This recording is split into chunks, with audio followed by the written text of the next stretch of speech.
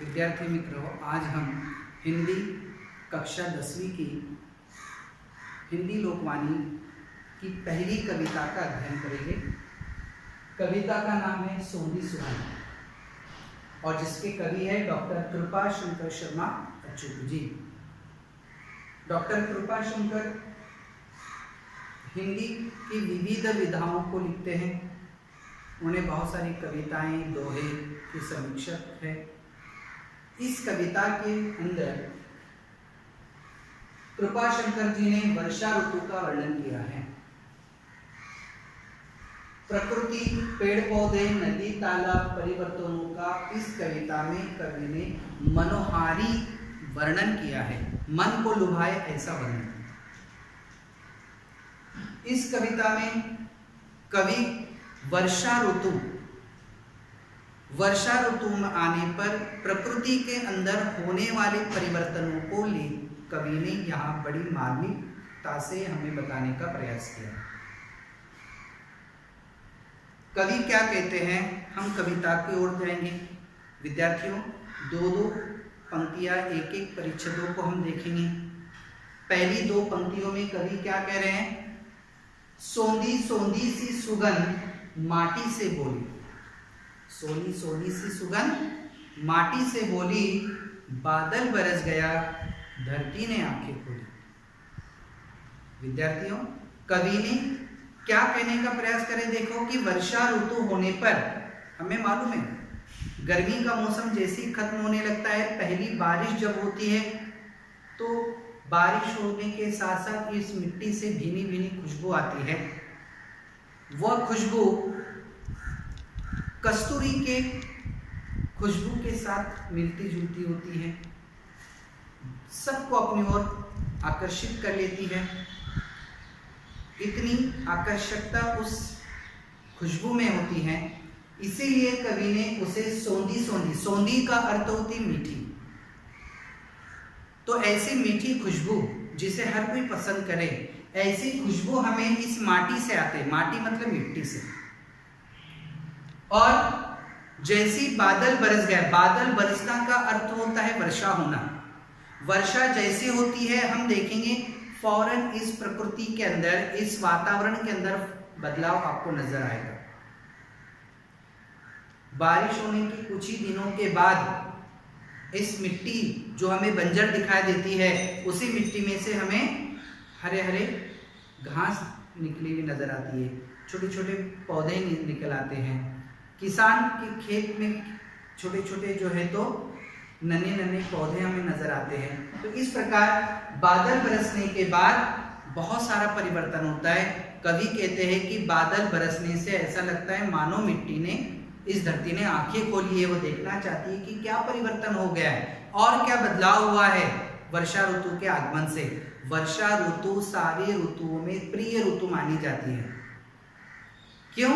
क्योंकि इसी वर्षा ऋतु पर सारे जीव जंतु सजीवों का जीवन निर्भर होता है।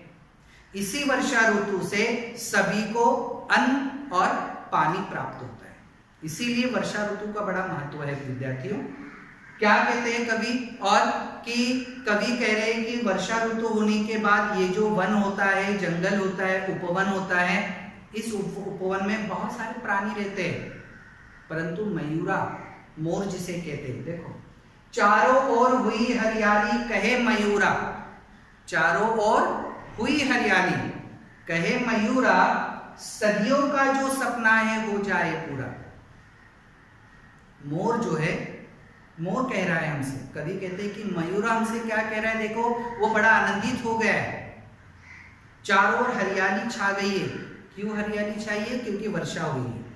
वर्षा होने के बाद ये परिवर्तन हमें वातावरण या पर्यावरण में, निसर्ग के अंदर हमें देखने के लिए मिलता है। बहुत ही लुभावना होता है, अच्छा लगता है, हरियाली चारों ओर होता है और इसीलिए मयूरा जो है बहुत आनंदित हो जाता है और खुशी से झूमने नाचने लगता है और कहता है कि मैं अकेला नहीं हूं, अब मेरे साथ क्या रहेगी, टोली रहेगी। टोली का अर्थ होता है समूह।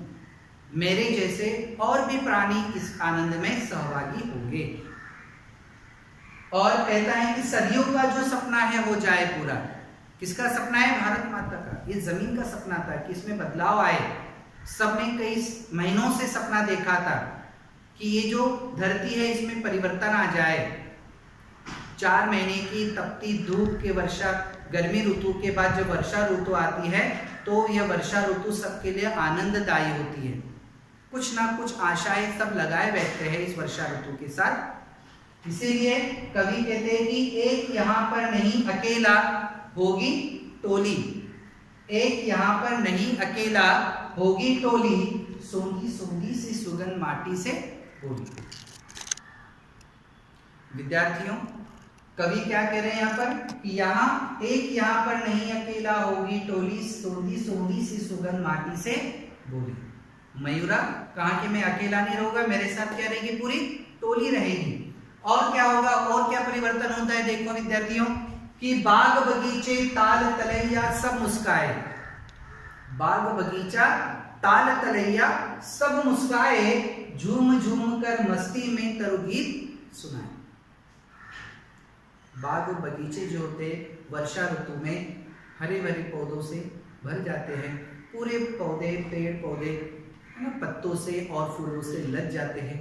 बहुत ही आकर्षक लगता है। इतना ही नहीं, वर्षा ऋतु के पानी से ताल तलैया भी भर जाते हैं, जिसे देखोगे सबके चेहरे पे आपको मुस्कुराहट नजर आती है और हर कोई मस्ती में झूमता है, आनंद में झूमता है। जब मनुष्य आनंदित होता है, बहुत ज्यादा आनंद जब उसे होता है तो मस्ती में झूमने लगता है। ऐसी स्थिति होती है उस समय वर्षा ऋतु में सारे प्राणियों की, पशु पक्षियों की, कि सब मस्ती में झूमकर इतराने लगते हैं। तरु है, तरु का अर्थ होता है वृक्ष। वृक्ष भी जो है मस्ती में झूमने लगते हैं, मुस्कुराने लगते हैं। पूरा निसर्ग जो है आनंदित हमें नजर आता है।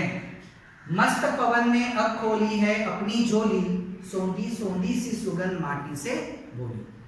कवि कहते हैं कि वर्षा ऋतु में जो हवा बहती है, गर्मी के ऋतु में बहने वाली हवा और वर्षा ऋतु में बहने वाली हवा, दोनों में बड़ी अंतर होता है, बहुत बड़ा अंतर होता है।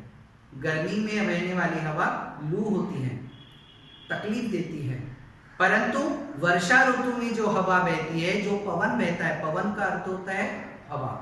ये हवा बहुत ही आह्लाददायक, बहुत ही सुहानी, बहुत ही आरामदायक और ठंडी होती है। जब वो बहती है, जब हमारे शरीर को छूती है, तो उस तरह से उस समय हमें बड़ा आनंद आता है। और इस तरह से यहाँ पे कवि ने वर्षा ऋतु का विविध वातावरण में होने वाले परिवर्तनों को व्यक्त किया है। विद्यार्थी मित्रों, इस कविता में डॉक्टर कृपा शंकर शर्मा जी और क्या कहते हैं? इससे पहले हमने देखे कि वर्षा ऋतु जब आती है तो पूरे निसर्ग के अंदर, पूरे वातावरण के अंदर परिवर्तन हो जाता है। अब आगे कवि क्या कहते हैं देखो, सागर का था जो मंसूबा सफल हो गया, सागर का था जो मंसूबा सफल हो गया, खुशियों की दुकान में आकर स्वयं खो गया। विद्यार्थियों, सागर इस शब्द का अर्थ होता है समुद्र, मंसूबा इस शब्द का अर्थ हो गया इरादा, निश्चय। सागर क्या चाहता है, समुद्र का क्या विचार है, समुद्र क्या चाहते हैं? तो समुद्र का क्या चाहते हैं? यहाँ पे देखो, समुद्र चाहता था कि वह अपने इस पानी का उपयोग से, अपने पानी की मदद से सारी धरती को सुख पहुंचाए, इस धरती पे रहने वाले सारे जीव जंतु प्राणियों को फायदा पहुंचाए। और हमें पता है कि इसी सागर के पानी से ढग बनते हैं, बादल बनते हैं, और इन्हीं बादलों से हमें पानी प्राप्त होता है वर्षा ऋतु के माध्यम से। तो सागर ने एक सपना देखा था, सागर का अपना एक मंसूबा था कि वह इस धरती पे चारों ओर खुशियां ही फैलाए, और उसका ये मंसूबा सफल हो गया। किसका मंसूबा सफल हो गया? सागर का। सागर का था जो मंसूबा सफल हो गया, खुशियों की दुकान में आकर स्वयं खो गया। जैसे ही वर्षा हुई, जैसी बारिश हुई, जैसे ही वर्षा ऋतु के वर्षा का पानी जमीन पर आया, जमीन पे रहने वाले सभी प्राणियों के चेहरे पर, मुंह पर हमें खुशी नजर आई। प्राणियों से लेके, मानव से लेके वनस्पतियों में हमें आनंद ही आनंद नजर आया। और यही चाहता था समुद्र, यही चाहता था सागर, यही सागर का मंसूबा था। कवि आगे कहते हैं बच्चों, धरती ने श्रृंगार किया फिर माते रोली। धरती ने श्रृंगार किया फिर माथे रोई, सोंधी सोंधी सी सुगंध माटी से बोली। धरती स्त्रीलिंग है, धरती माता भी हम कहते हैं। ये जो हमारी धरती माता है, वर्षा ऋतु में ऐसा लगता है जैसे वो सजती संवरती है, जैसे कोई नई दुल्हन शादी के समय सजती है, संवरती है, अपने आप को और भी सुंदर बनाने का प्रयास करती है। ठीक उसी तरह से वर्षा ऋतु में धरती क्या होती है, पूरी तरह से सजती है, पूरी तरह से संवरती है। हम जहाँ भी देखेंगे, जिधर भी देखेंगे, आप देख सकते हैं वर्षा ऋतु में बारिश के बाद जिन पेड़ों को पत्ते नहीं होते हैं, जिन वृक्ष के ऊपर एक भी पत्ता नहीं होता है, वर्षा ऋतु के आने के बाद आपको उस पेड़ पर कई अनगिनत पत्ते आपको नजर आते हैं। धरती जो है, जो बंजर हमें दिखाई दे रही है, वर्षा ऋतु के होने के बाद उसमें से फिर से जो है तो हरी हरी घास निकल आती है। खेतों के अंदर, खलिहानों के अंदर आप देखोगे कि छोटे छोटे नन्हे नन्हे पौधे नजर आते हैं। कुछ ही समय में चारों ओर हरा भरा आपको देखने मिल जाता है। ऐसा लगता है जैसे मानो धरती ने क्या कर लिया है, श्रृंगार कर लिया है, अपने आप को सजा लिया है। किससे सजाया है? हरी घास से, हरियाली से, पेड़ पौधों से, फूल पत्तों से। ये धरती बहुत ही खूबसूरत नजर आने लगती है। और वर्षा ऋतु होने के बाद इस मिट्टी से भीनी भीनी खुशबू हमें आती है। उसके बाद कवि कृपाशंकर क्या कहते हैं, देखो बच्चों, पावस का मधुमास आस विश्वास बढ़ाता। पावस का मधुमास, पावस का अर्थ होता है वर्षा, पानी। मधुमास का अर्थ होता है वसंत ऋतु, स्प्रिंग सीजन।